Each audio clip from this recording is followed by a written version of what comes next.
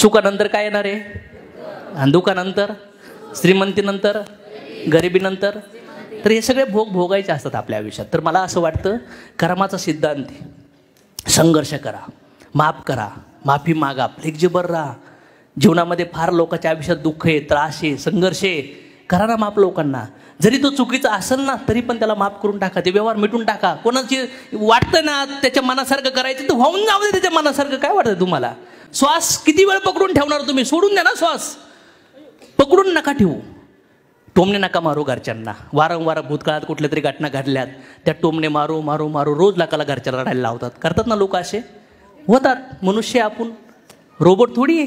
चुकू शकतं कुणाकडून, काही होऊ शकतात काही ना काही प्रॉब्लेम्स. तर माफ केलं पाहिजे की नाही केलं पाहिजे? भगवंताने एकत्र आपल्या कर्मानुसार आणलंय ना तर कर्माचे फळं भोगण्यासाठी तसं परफॉर्म करतो आपण. तसं क्रिया घडून जातात. मग घडून गेलेल्या गोष्टीला का बरं वारंवार टोमणे हाणत बसायचं? का त्रास द्यायचा? शारीरिक प्रॉब्लेम आहेत, मानसिक प्रॉब्लेम आहेत. काही लोकांच्या जीवनात सुख आहे, दुःख आहे. कोणी येतो आपल्या आयुष्यात. भूतकाळात सुख आणि दुःख देणारे लोक येऊन गेले की नाही गेले? आज पण आनंद आणि दुःख देणारे लोक आहेत. येणाऱ्या काळात पण येणार. तर ते आईवडिलाला ॲक्सेप्ट करा. जसे आहेत तसे ॲक्सेप्ट करा. दर्शन घ्या त्यांचं. पुन्हा चान्स भेटत नाही त्यांना. मिठी मारा, डोळे पुसा. बघा ते रडतील. आईबापाच्या पाया पडून त्यांना मिठी मारा आणि सांगा मी तुमच्यावर खरंच लई प्रेम करतोय. ढसा ढसा आसू गळतील. बघा ट्राय करून. बघा ट्राय करून. पत्नीला म्हणून पहा. पत्नीला म्हणून पहा डोळ्यात डोळे घालून की मी तुझ्यावर फार प्रेम करतोय. तू माझी, माझ्या आईबापाची, माझं घर, माझे कपडे, माझं जेवण, माझे मुलं सगळ्यांना साथ देतेस तू. खरंच भगवंताचे धन्यवाद मानतो की माझी सुंदर पत्नी दिली. म्हणून बघा एकदा. पत्नीला लय भारी वाटन. का बरं? तिच्यातले दुर्गुणच काढू काढू संसार डिस्टर्ब होऊ राहिलाय की नाही? नवऱ्यातले दुर्गुण काढतायत. जेवढं तुम्ही राग व्यक्त करू शकतात ना तेवढा प्रेम व्यक्त करा घरच्या सोबत. बघा सुखच सुख भेटायला चालू होईल. आहे का तयारी सुख? ॲक्सेप्ट. दूध कशामुळं तापतं? अग्नीमुळं का पातेल्यामुळं?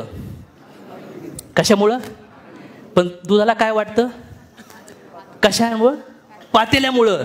दुधाला वाटतं मी पातेल्यामुळं गरम होतोय. पण खरं दूध तापतं कशामुळं? अग्नीमुळं. हे दुधाला सांगावं लागन की पातेलं गरम झालंय ना, पातेल्याला त्रास नको देऊ, त्याला शिव्या नको देऊ. तो चुकीचा नाहीये.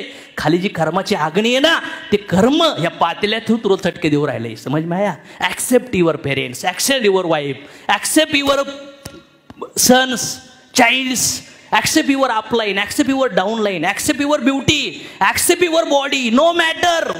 सगळ्याला सेमच ब्युटी भेटेल. भेटेल का? सेम रिलेशन भेटतील ना? भेटतील का? No matter.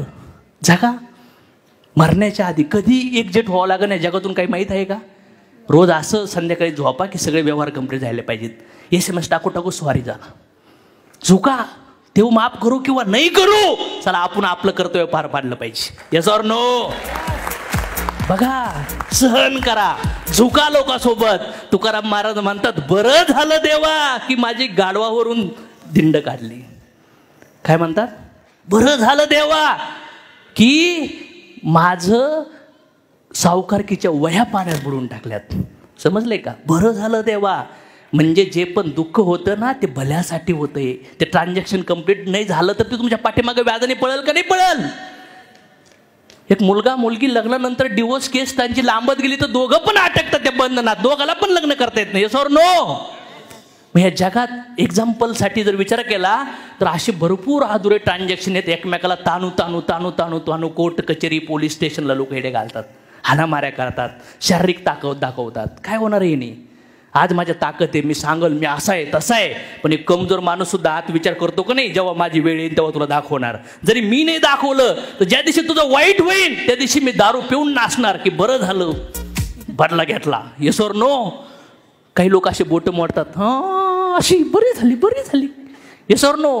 जे लोक तुमचा बदला घेऊ शकत नाहीत ना ते वाट पाहून असतात की कधी तुमच्या आयुष्यात कार्य लागते. आणि ते जाळ झाल्यानंतर ते शेकायला येतील. बघा देवाने लगेच बदला दिला. करताल काय ॲक्सेप्ट? भूतकाळात किती जणांचे दुश्मन आहेत? दुश्मन आहेत बाबा, लई दुश्मन आहेत सर पाठीमागं भूतकाळात आहेत ना भरपूर जणांचे. त्या दुश्मन पहिल्या बंद करा. हा प्रश्न येतो की कधी कोणी झुकायचं? बुद्धांना विचारलं दोन व्यक्ती भांडणं करतात तर कोणी झुकायचं? तर बुद्ध म्हणले ज्याला शांत जीवन जगायचं त्याने झुकायचं. समजतंय का? झुका. गांधीजींनी अहिंसा मार्ग स्वीकारला. काय स्वीकारला? अहिंसा, सत्याग्रह, अंग्रेजांना बाहेर काढलं. Yes or no? Forget people, forgive people. मग माफ का करायचं? मी का माफ करतो? माझ्या आयुष्यात मी लोकांना माफ करण्याचं का कारण आहे? कारण की मला कळलं ते पातेल आहे.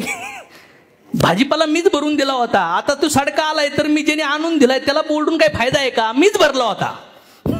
Yes or no? कर्माची फळं भोगावं लागतात, सुट्टी नाही. काही कंपन्या आल्या, काही लोकांना बोलून गेल्या, फसवून गेल्या. एक जण आला म्हणले मग 3 लाख रुपये लॉस झाले सर, मी त्याला शोधतोय 2 वर्षापासून. म्हणलं काय करणार? हाणणार सर. मग काय होणार? बरं वाटणार. म्हणलं आत्ता मनातली मनात विचार कर ना, हाणलंय त्याला, बरं वाटन. जैसे ज्याचे कर्म तैसे. गाणं म्हणायला लय भारी वाटतं. जैसे ज्याचे कर्म तैसे फळ देई. आणि गाणं संपल्याच कुठे रे तू?